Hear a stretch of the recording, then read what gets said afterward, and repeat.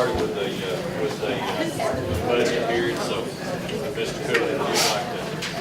Hey, can I stand in the middle of the floor like I usually do? Can y'all hear me? Walk up and down. Walk up and down. Can y'all hear me? You need to do like those beta kids. If y'all don't mind. I'll stand here. You got the flow? Yeah. We're going to go ahead and start our budget. He's ready. We're going to go ahead and start our budget hearing. This is the first budget hearing. CSFO, Mr. Anthony Cooper, will be taking us through this. All right, thank you. All right. This is our first required budget hearing for the 2017-18 budget year. At this time of the year, the state requires us to have 2 budget hearings before September the 15th.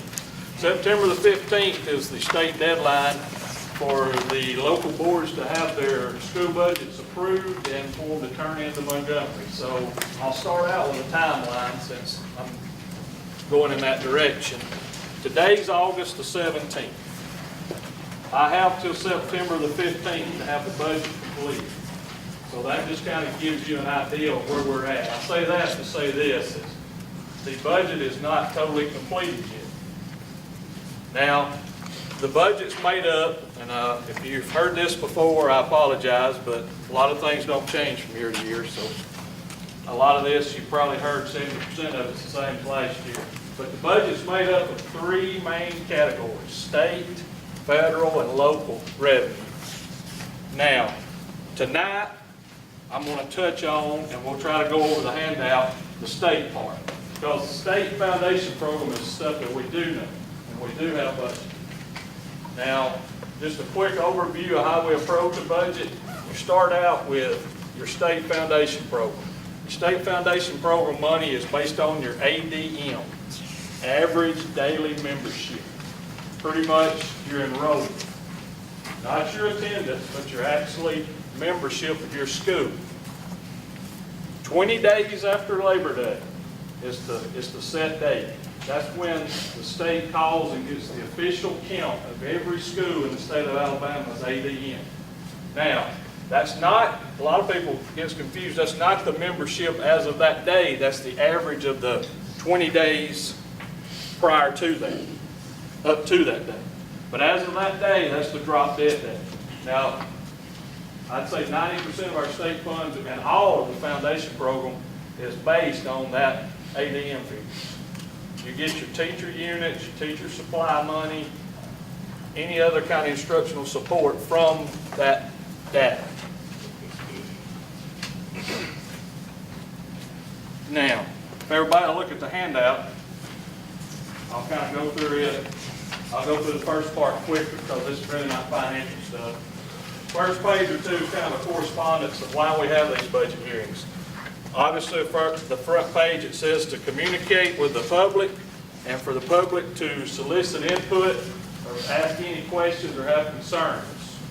So that's what budget hearings are about, is to make the community feel more involved and for them to have their say. So anytime you need to interrupt me, go ahead and ask a question. At the end, I'll show you a form that you can fill out and send into the central office. Next page is kind of a mission statement for our school system. Moving forward, the next page, it kind of gives you more of the details of the budget, kind of the constraints we have and some of the rules we have. As you probably would realize, the state and federal is a little different, and even the local, there's different regulations, guidelines to go by. It just kind of gives you an overview of what we have to work with. Next page, we have a glossary of terms. If you have any questions on those, feel welcome to ask.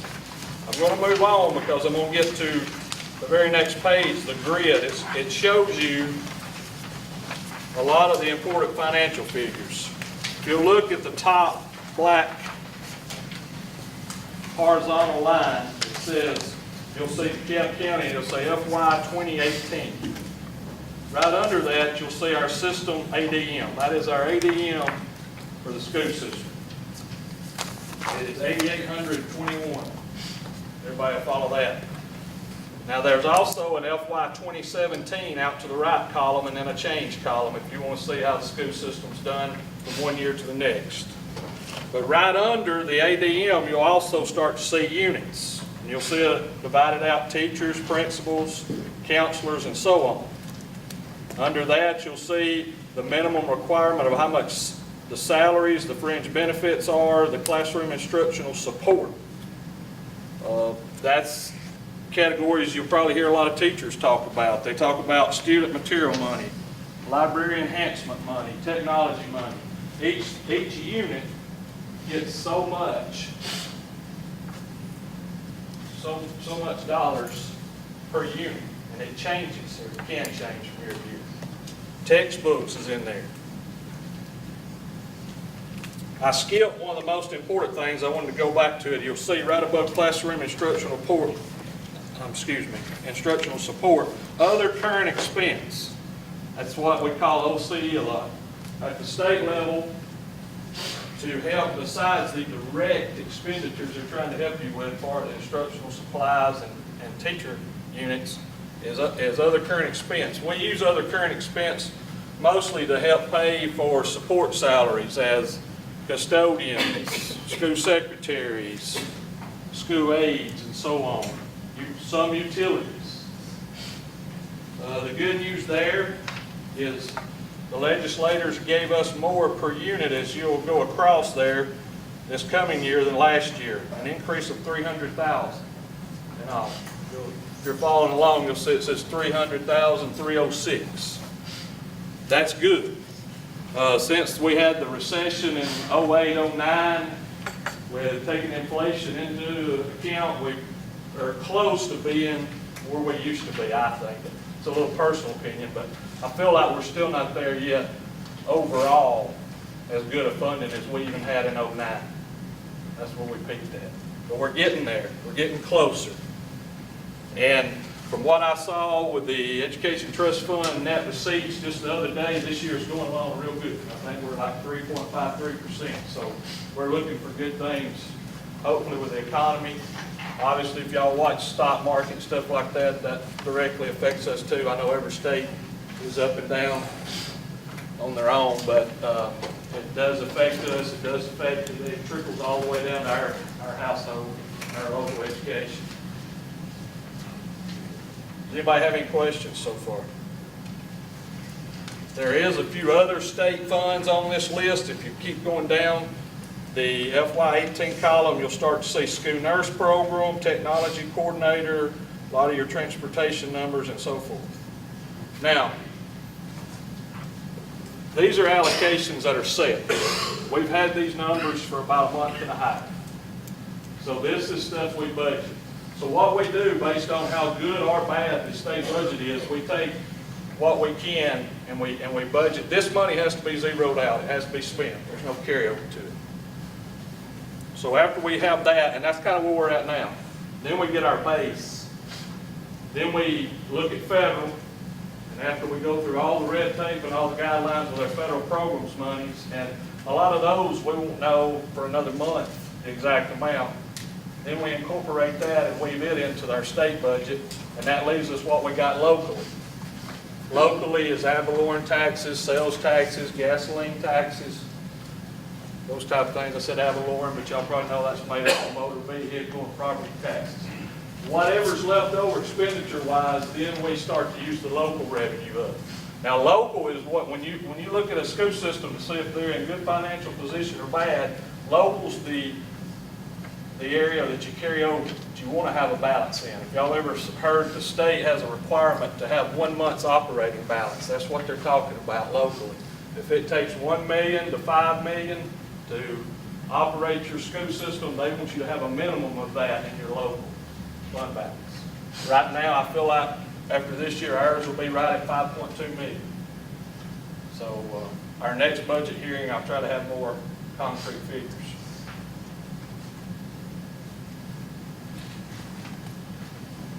Next page, you'll see the LEA unit breakdown. You can look at your school, go across, you'll see what the state credited each school for as ADM and then teacher units and principal units and so forth. Our school administrators has to take those into account, our numbers, and central office works with the principals each year in the summer and starts working on unit counts and the whole support staff and instructional staff at each school campus from there. To look on the next page, I guess you could say with country slang, we're kind of getting down into the weeds now, into the details. You'll see something called grade divisors. You'll look, some of the grades are different. That means that if you're in grade 1, for every 14.25. Now you got to remember, in governmental terms, we split people up. You know, it's called FTE, full-time equivalent. It's not one person. Every 14.25 children, you earn a teacher unit. If it's like grade 7, it's 19.7. Each grade level in different brackets is different. So when they get all our enrollment down in Montgomery, statisticians go to work and use these grade divisors, and that's how you get your units. So that's what that's talking about. Then you'll see fringe benefits, which is pretty straightforward. And then you'll see other information that's built in, contract days, so forth. A repeat of OCE, a repeat of instructional support in the top right. Down towards the bottom, extension increase. I guess it's a little bit more detailed than I usually get, but they take, let's say, a high school principal, secondary principal, that .45. They look at the salary scale, the minimum required salary scale. They look at that. They find that person's degree and their year's experience. And whatever they would make as a teacher, they multiply it by 1.45. And that's how much money they send us. Usually that increase is not enough to cover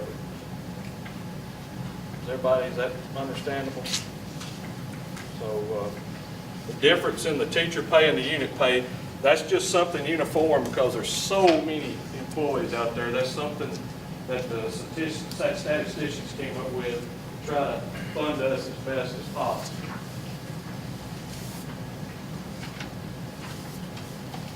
To the next page, you'll see this is the DeKalb County system totals. Again, there'll be a lot of information on here you've already seen. Down at the bottom, if you're interested in this kind of stuff, it really gets detailed with the numbers, and you'll see that the type of classification for as teacher and librarians, and then it's how many units we have, state earned, other state, federal and local. Everybody follow me there at the bottom graph. I did mention state, federal, and local. Other state is usually some money, like I said earlier, I'd say 90% of the state funds is foundation, which is state earned. There's other things like Alabama Rating Initiative, pre-K, state ELL. There's different other pots of money that we fund a few teachers with here and there, and that's what that column makes up. You'll see certified support personnel. That's support personnel that's not certified in education, but they are a certified professional. That's like school nurses, vision impaired specialists, so on. Speech therapists, they fall into that kind of category. CMP directors. Then you also see you'll also see non-certified support personnel. And that's all other classified employees. So if you're following along, if you look in the bottom right, you'll see this year we'll have total employees, 1,075 employees. Now what's neat about the pages behind it is it breaks down these totals by each school. So if you get the gist of the first page, you'll understand the following pages. You might not, the first page, it says DeKalb County Board of Ed at the top, is kind of a catch-all. is a central office, special services center, special ed annex, places like that. It's all grouped together. It's employees that's not assigned to a school campus. But after that page, if you'll look at the next one, it starts with Collinsville High School.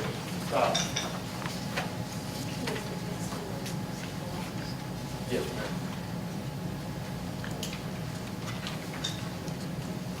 And so from there, you can just find your school, or you may want to look at all of them, and you can go Collinsville, Crossville Elementary. Like I say, it's alphabetically from there. You see exactly what they earn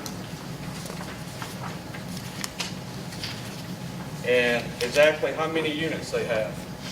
Now, I will say this, I'm very confident in our unit numbers at this time of year. And you might say, well, you didn't say, I thought federal and local wasn't set yet. It's not, except for our personnel. Our personnel is pretty much set right now. Of course, you would hope that's true since school's started. But with anything that's not personnel and federal and local, it's pretty much what we like to finish the budget. When the next budget hearing happens, everything should be set. We should have all the information we need to the superintendent and the board members, and hopefully they approve it, and then it's sent on to Montgomery. That's the process. The very last page, the only legal size page, is a response. By law, we give this out to you. If you don't want to raise your hand, ask any questions tonight, you're more than welcome to make any kind of comments or concerns. Sign it, send it in. We'll give you a quick reply. Take your thoughts or opinions into consideration. Anybody have any questions? Yes, ma'am. You know, I always ask you Sure. the same question. Okay. This total, is it jobs or people? It's people? Is that what you said? It's jobs. It's positions. Positions, okay. It's actually Because jobs. somebody may have two different things that they do. Do you have any of those? I can't think of one. Can you, Mr. Thomas? The question was, do we have anybody that carries two different jobs now? I think the only thing I can think of, and it's not repeated in there, is like tech school, bus driver, and whatever. They're only in there once. Once. Or you might have, But now, you know what she's talking about, in years past, of course, everybody's eliminated, we used to have like driver aides, somebody with, we used to have 4 or 5 of them for years. You'd drive a special ed, as a special ed bus driver, and then you would work the rest of the day as an aide. Go ahead.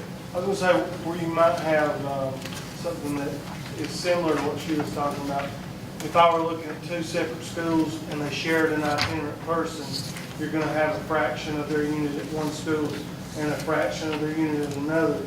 And generally, they're going to be doing the same thing at both schools. It could be different grade spans, but generally, that will be the only thing in this year's personnel group that I can think of.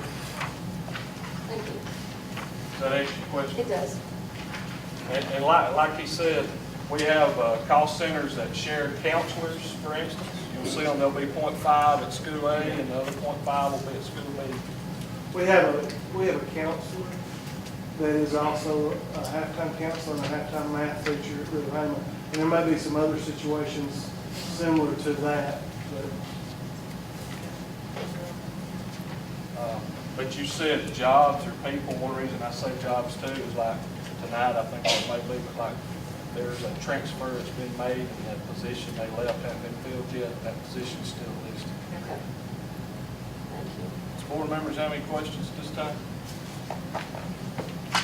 Still very early in the process, but put a little personal opinion on it. I think the state funding this year is good. Could have been a little better, but it could have been a lot worse. It's pretty good. The economy is getting to where it's improving, and so it's a good budget for us to work with. One of the best ones I've seen since the recession about 8 or 9 years ago. Would you agree with all that? Federal money is slightly increased, I would say, overall, as a whole.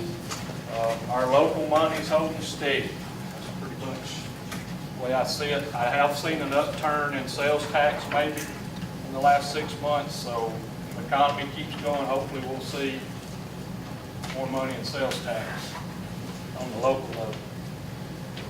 Like Mr. Cooper said, looking over the receipts so far for this year, they've been really good, 3.5%, so that's positive. And I do encourage the board members, of course, me and Mr. Cooper talked a lot about this, but this budget is simply, I encourage us all to look at it as a financial plan to meet the educational goals of our district. Because ultimately, that's what this is, it's a financial plan that hopefully will allow us to meet the educational goals of our students. So I encourage you all and us all to look at it. Man, we have this fair say. Yes, sir. And I will say this, let me repeat this, because I hate wasting that much paper. But there's, when I hand this out the next time, it'll be twice as thick, if not thicker. There's attachments. But since all the numbers are not in there, to me, it's useless to print out 3 or 4 pages per cost center, combining all federal, state, local together when it's not completed. Because you look at Collinsville compared to Fife right now, it's not realistic because it's not finished. So once it's all finished and we have what each school's getting from each source of revenue, then I'll add it next month, or next meeting. It'll be before September 15th. So if you were to look through the rules and regulations and say, hey, he didn't add that to it, that's why. Because I don't want to give anything out confusing, and that would be confusing. There's nothing you can't bank on it because it's not completed yet. And so I'll get you the official one that you can carry with you in about 2 or 3 weeks. Any other questions? Okay, thank you, Mr. Green. Appreciate it. All right. Give us a couple minutes, we'll get ready for the board meeting.